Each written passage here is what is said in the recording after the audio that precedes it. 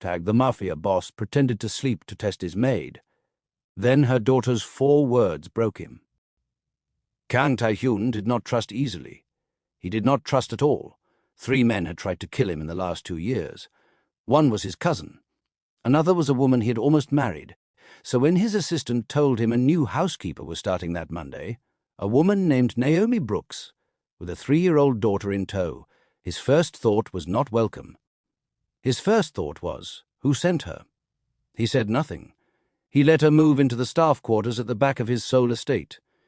He watched from the shadows of his own house like a stranger casing it. And on her 4th day, when the afternoon sun lay warm and lazy across his study, he did something he had never done for any member of his staff. He lay down on the couch. He closed his eyes. He pretended to sleep. If she's here to steal, this is when she'll try. If she's here to search, this is when she'll search. He heard her soft footsteps enter to dust the shelves.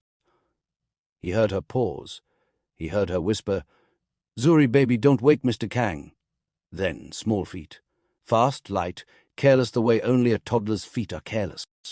Climbing. Tiny hands pressing against his chest. He almost opened his eyes right there. His body went rigid, ready for anything. Then something wet and cool dabbed against his cheek. A paintbrush. "I'm making you pretty," the little girl whispered, giggling like she was getting away with something delicious. "Butterfly. And a flower. You need color, Mr. Kang. You always look so sad. You always look so sad." Kang Tae-hyun, a man who had ordered men beaten for looking at him wrong, whose name alone cleared restaurants and emptied streets, lay perfectly still and let a 3-year-old paint flowers on his face. Nobody had touched him like that. Not once. Not in 34 years. He heard Naomi rush over, horrified. "Zuri! I am so sorry, Mr. Kang. Zuri, get down right now." He opened his eyes. Naomi froze mid-step. Her daughter sat proudly on his chest, paintbrush still raised, utterly unbothered, grinning like she'd just crowned a king. "She's fine," Tae-hyun said. His voice came out rougher than he meant. "Leave her." Naomi stared at him like he'd spoken a foreign language. In her world, a man like him did not soften. He didn't, not really, but something in his eyes had shifted in a way she couldn't name, and it unsettled her more than his coldness ever had. That night, alone in his office, he wiped a smudge of blue paint from his jaw and stared at his own reflection like he didn't recognize the man in the glass. He should have fired her. Simple. Clean.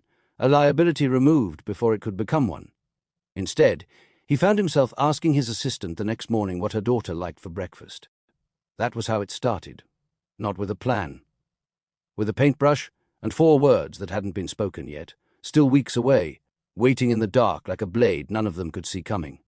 Before we go further, smash that subscribe button right now and drop a comment telling me where in the world you're watching this from. I want to see how far this story travels tonight. Naomi Brooks had not wanted this job.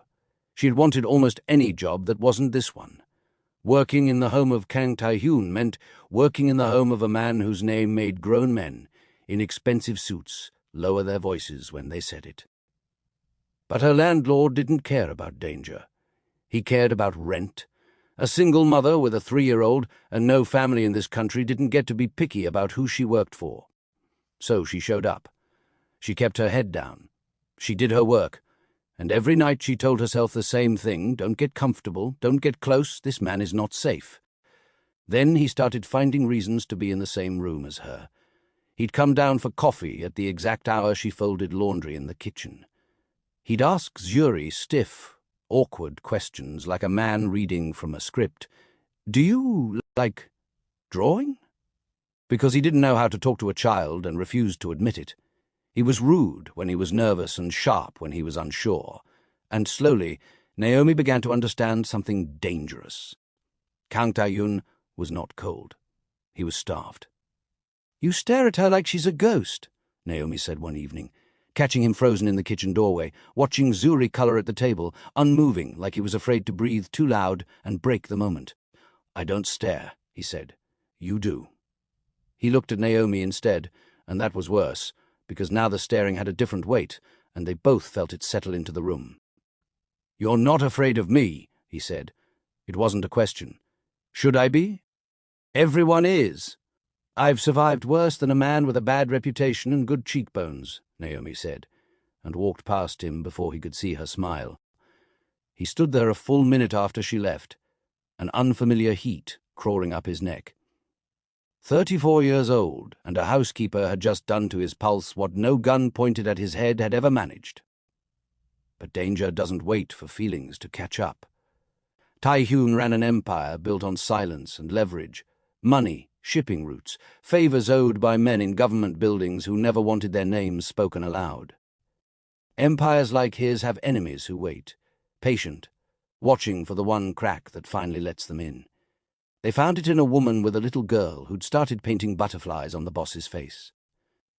"He's distracted," a rival said in a private meeting Tai-Hyun was never supposed to hear about, but always did, because information was the one thing his money could always buy. Find out who she is to him. Use it. His men brought him the warning 2 weeks later. He didn't yell. He didn't break anything. He went very quiet, which everyone who worked for him knew was worse. "Move her and the child to the east wing," he said. "Double the guards on that side of the house. No one comes near them."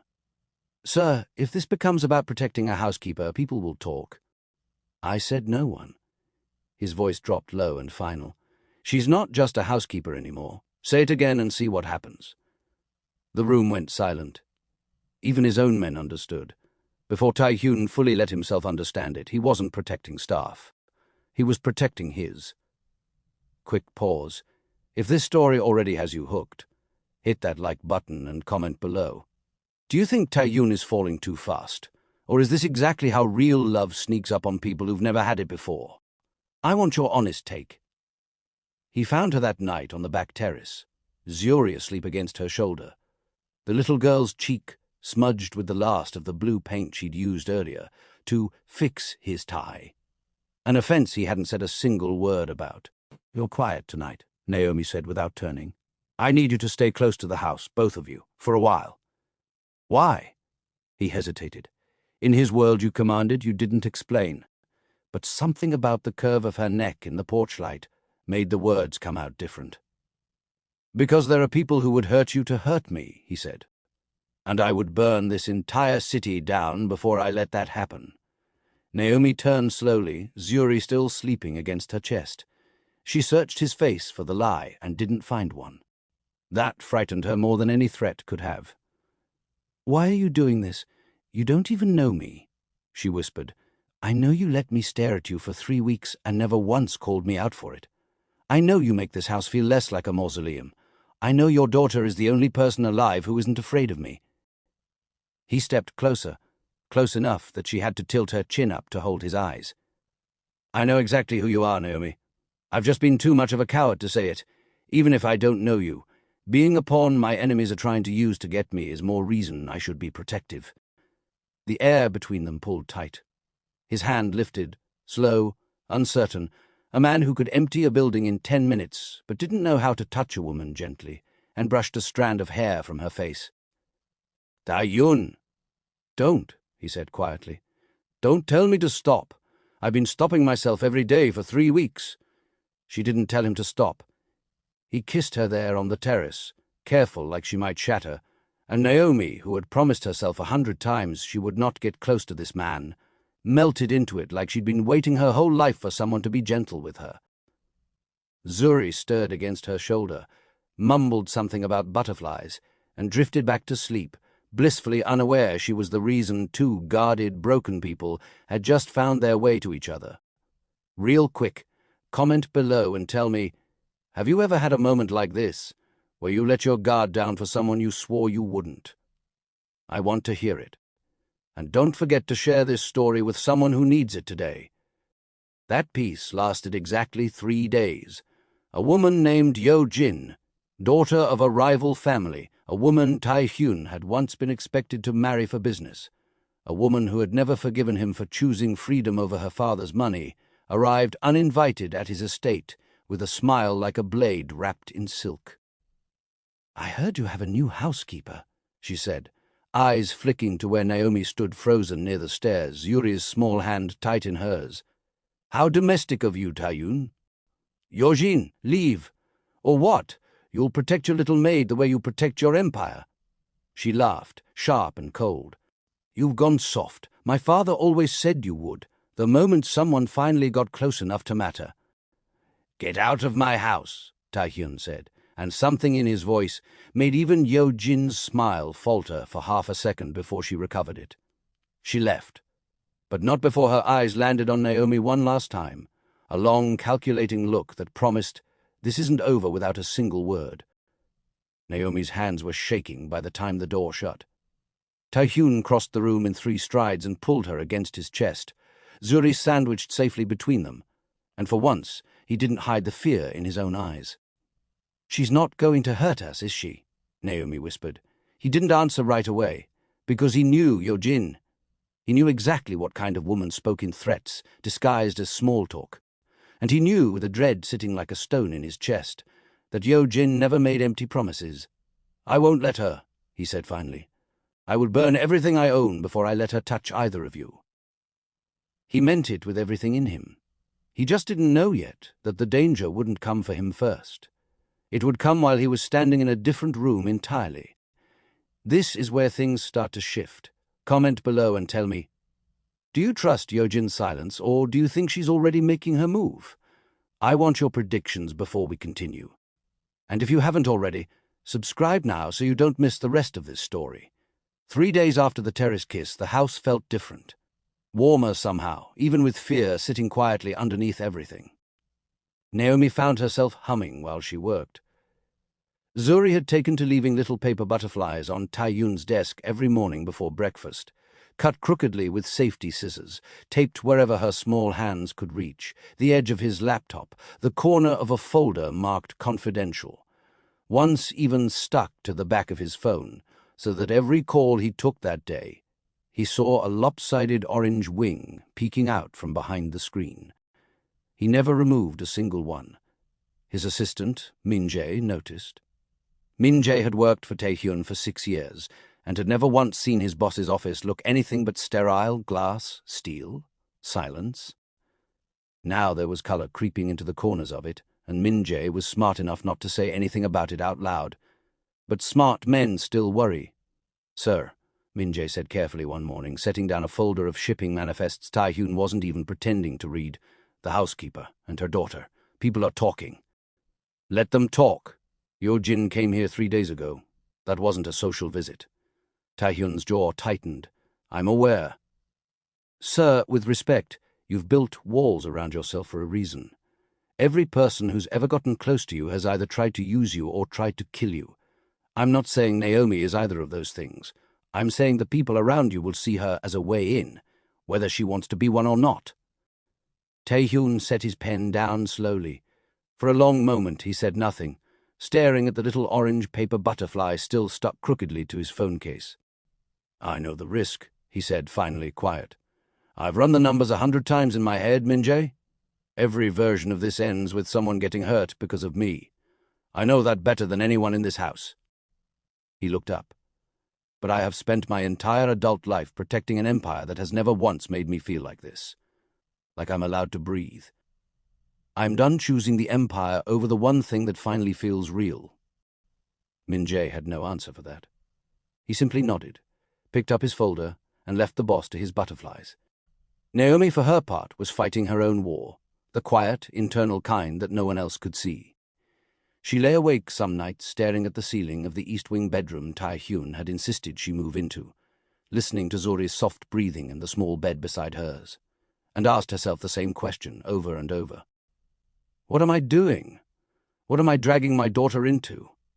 She had left one dangerous situation to end up in another, except this one didn't feel dangerous when his hand found hers across the dinner table, when he laughed, actually laughed, a rare and startled sound like it surprised even him, at something ridiculous Zuri said about wanting a pet butterfly instead of a dog.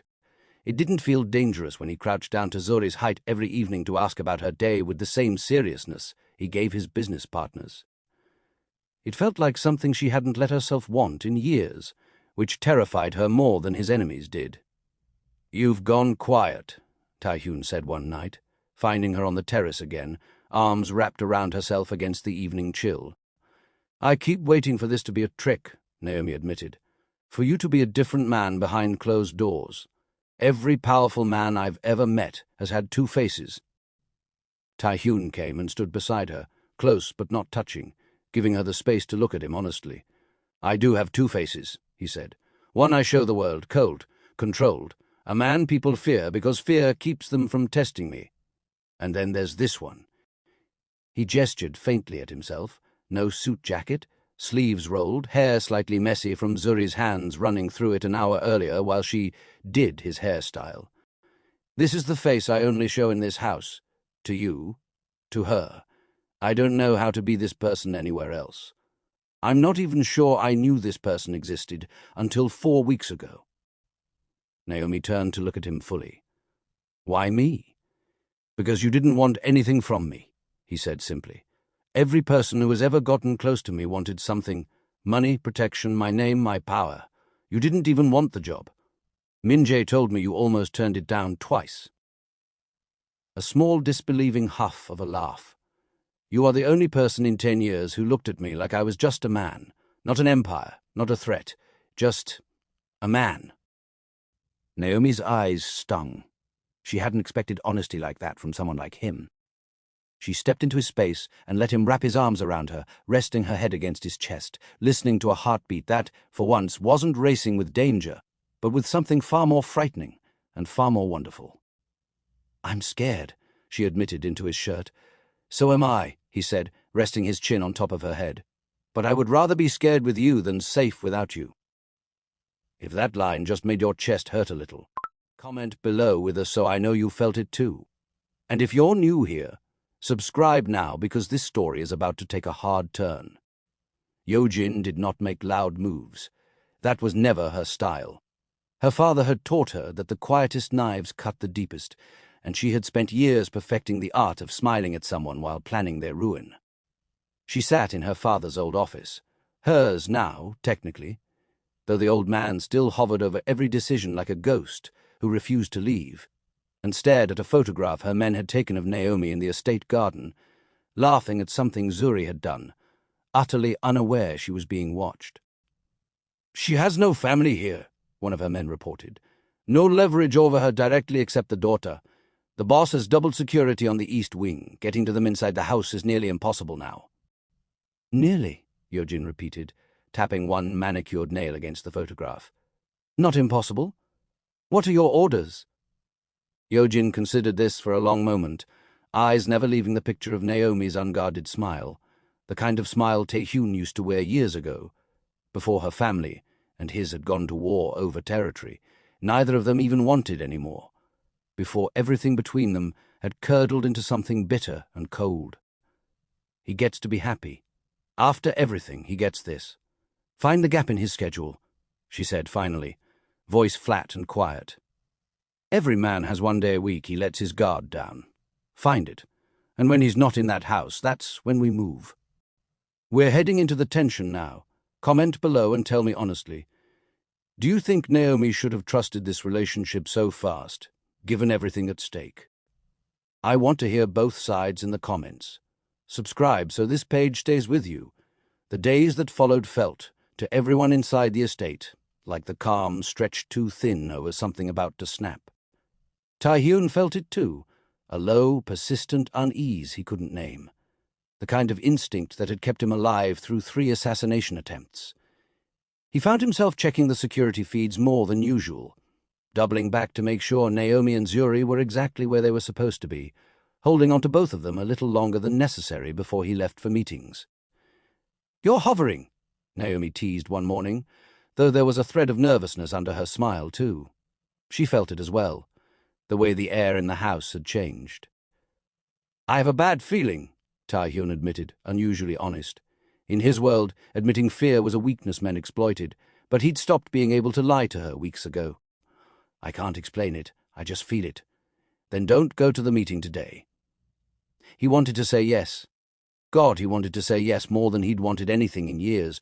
But an empire like his did not run itself, and this particular meeting, with 3 investors threatening to pull their support after Yojin's family, had spent weeks quietly poisoning his reputation in whispered rumors and doctored numbers, could not be postponed without consequences that would ripple for months. "I have to," he said, cupping her face in both hands. "But I've doubled the guards again. Nothing is getting through that gate today, I promise you." He kissed her forehead, then knelt down to press a kiss to the top of Zuri's head where she sat colouring at the kitchen table, oblivious to the tension humming through the room like a live wire. "Be good for your mama," he told her.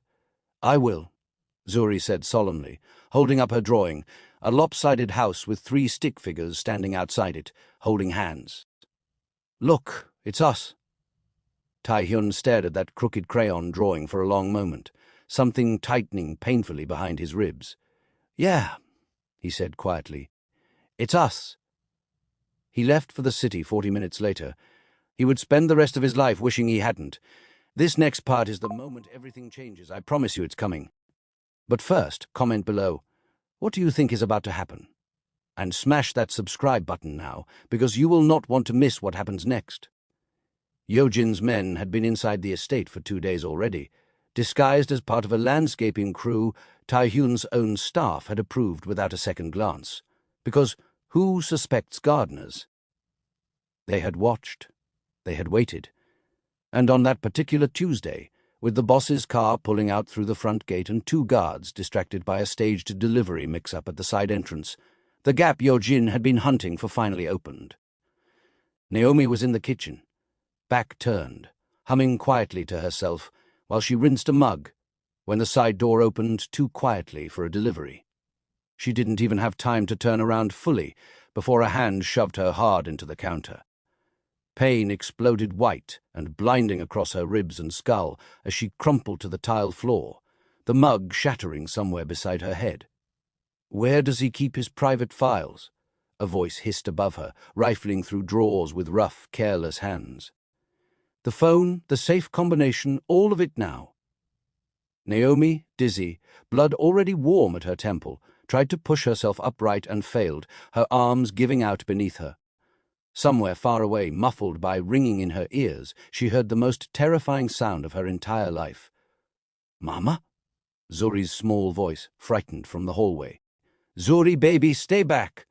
Naomi's voice came out broken, barely more than a whisper, before her body gave out completely, and she slid back down to the cold tile floor, unable to lift herself, unable to reach her daughter, unable to do anything at all but lie there, while the room spun and the darkness pulled in tight at the edges of her vision.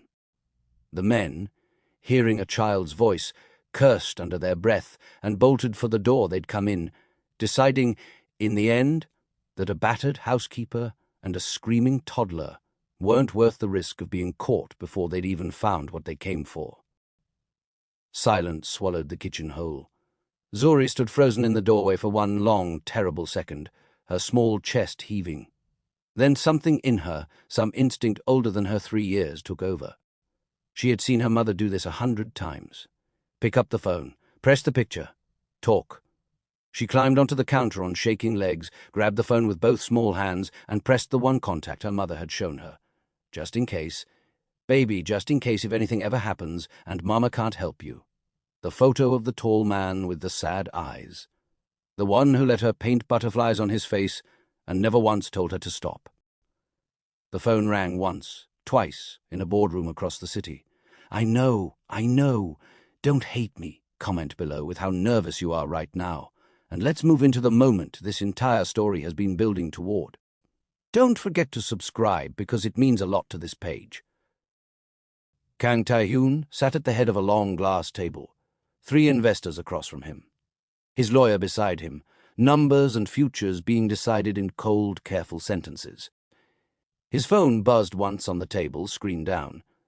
He almost let it go, old habit, old discipline, before something in his gut, that same feeling that had been gnawing at him all morning, made him flip it over. Naomi, at an hour she never called. Not once in all these weeks had she interrupted him at work. "Excuse me," he said, already standing, already answering before the words were fully out of his mouth. "Naomi?" Silence. A small, trembling breath on the other end. Then a tiny voice, shaking, more frightened than he had ever heard any voice in his entire violent, hardened life. "Mommy can't get up. 4 words. The boardroom, the investors, the deal worth millions, all of it disappeared. Kang Ta-yun, a man who had stared down loaded guns without blinking, a man who had negotiated the deaths of enemies with the same calm he used to order coffee, felt the floor tilt sideways beneath him. The phone nearly slipped from his hand. "Zuri," he said, forcing his voice steady though his whole body had begun to shake. "Listen to me, baby. I need you to stay exactly where you are, okay? I'm coming. I'm coming right now. Don't hang up. Stay on the phone with me the whole time. Can you do that for me?" A small, wet sniffle. "Okay." He was out of that boardroom before he'd finished the sentence, ignoring the investors calling after him, ignoring his lawyer's confused questions, ignoring everything except the sound of a 3-year-old's frightened breathing in his ear. If your chest is tight right now, comment below. I want to know. And if you haven't subscribed yet, now is the time, because this is the moment the entire story has been building to. He broke every traffic law in Seoul getting home.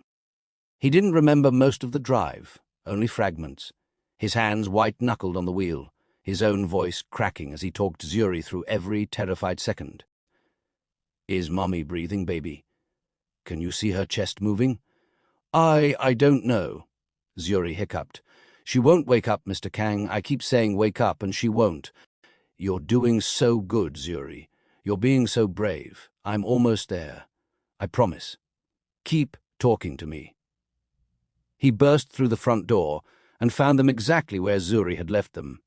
Naomi crumpled on the kitchen floor, blood matting her hair, and his 3-year-old kneeling beside her mother's still body, tiny hands pressed to her mother's cheek, whispering, "Wake up, Mommy, wake up, please," over and over like a prayer that refused to stop.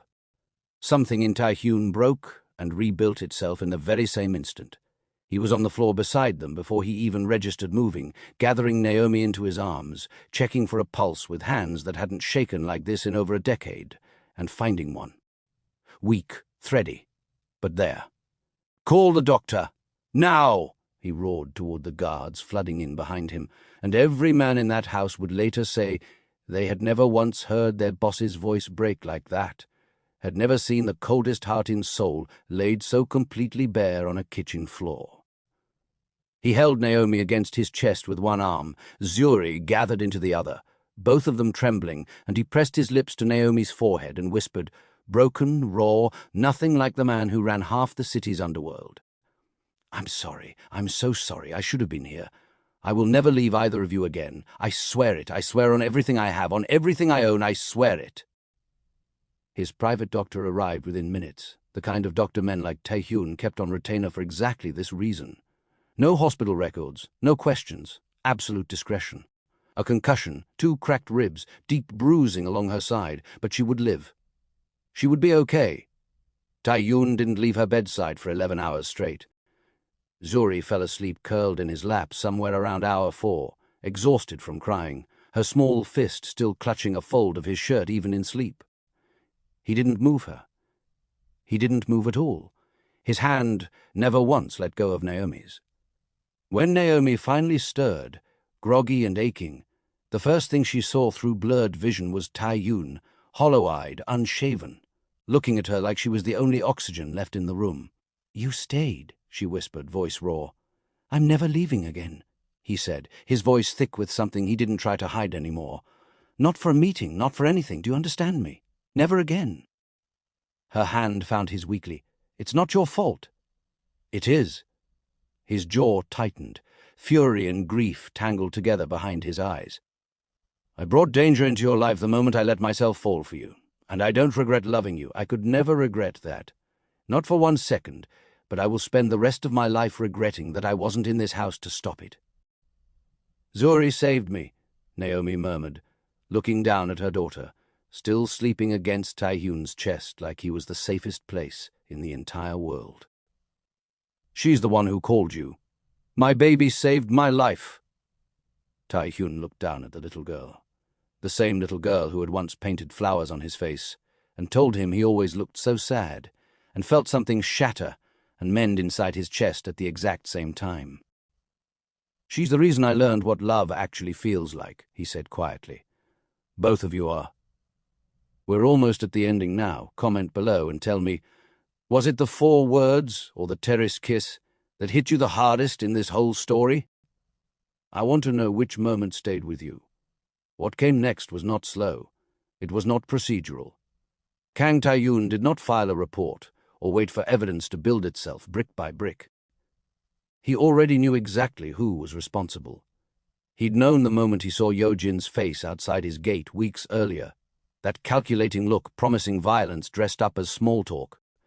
He went to her personally, alone. No guards, no warning. Yojin opened her door already smiling, already certain she had won something. The smile did not survive the look on his face. "You put your hands on my family," Tae-hyun said, voice low, level, and far more dangerous than shouting could ever be. "You will regret that for the rest of your very short life in this city." He didn't need violence to end her, though every instinct in his body screamed for it. He was smarter than that, and colder, and far more powerful than her family had ever understood. Within a week, every business relationship Yojin's family had spent decades building had quietly, systematically collapsed. Every ally turned away. Every door closed in her face, one after another, until there was nothing left of the empire her father had built. Tae-hyun didn't destroy her with bullets. He destroyed her with the one thing people like her feared more than death itself: irrelevance, erasure, a name no one bothered to fear anymore. She disappeared from the city within the month. No one asked where she went. No one cared.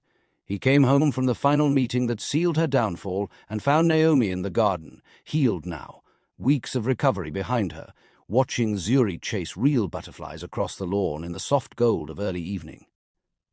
"It's over?" he said simply, sitting down beside her. Naomi studied his face carefully. "You didn't have to do that alone." "Yes, I did," he said. "But I'm done doing everything alone from now on. That's not the life I want anymore. Not even a little of it." She turned to face him fully, something soft and hopeful blooming behind her tired eyes. "Then what life do you want?" Tae-hyun reached out and gently tucked a strand of hair behind her ear, the same gesture from that first terrace night, except now there was nothing uncertain left in it. "This one," he said. "You. Her. A house that isn't just walls and guards, but actually feels like something worth coming home to every single day. I spent my whole life being feared, Naomi. I don't want to be feared anymore. I want to be loved. By you. Only by you, for the rest of my life." Naomi's eyes filled, and this time she didn't fight it. "You already are. You have been for weeks." Zuri came barreling over just then, breathless, cheeks flushed pink from running, holding out a crumpled dandelion like it was the rarest treasure on earth. "Mr. Kang, I made you a flower. A real one this time, not paint." Tae-hyun took it from her small hands like it was the single most precious thing he had ever been given in 34 years of life, because in every way that mattered to him now it was. "Thank you, Zuri," he said, his voice thick. "It's beautiful." "You're not sad anymore," the little girl said matter-of-factly, studying his face the way only a child truly can, seeing straight through to the truth of a person. "I fixed you." Tae-hyun pulled her into a hug, Naomi's hand finding his shoulder, the three of them tangled together in the golden light of a garden that had finally become a home. "You did," he whispered against her hair, his voice breaking on the words. "You really, really did." Months later, the estate looked nothing like it once had. The glass and steel were still there, but there were crayon drawings taped inside the office now, permanently, never removed. There were paper butterflies stuck to door frames. There was laughter that echoed down hallways that used to only echo silence. Min Jae, delivering the morning briefing one day, paused in the doorway of Tae-hyun's office and found his boss on the floor, tie loosened, letting a 4-year-old paint a fresh coat of watercolor flowers across the back of his hand, while Naomi laughed from the doorway with a coffee mug in hand. Min Jae said nothing. He simply smiled, quietly closed the folder in his hands, and decided the briefing could wait. Some things, even in a world built on power and fear, were worth more than any deal. Kang Tae-hyun, the most feared man in Seoul, had finally found the one thing his empire could never give him. And it had arrived, of all things, in the shape of a paintbrush, a crumpled dandelion, and 4 small words that broke him wide open in the best possible way. And that's the end of the story. But I need to hear from you now. Comment below. What was your favorite moment in this entire story? Who's watching from outside the US or Korea? Drop your country below. I want to see how far this reached. And tell me honestly, do you believe love like this, power, danger, chaos and all, can actually heal a broken heart? If this story moved you even a little, please like this video, subscribe for more stories just like this one, and share it with someone who needs a reminder today that love can find you in the most unexpected way. See you in the next story.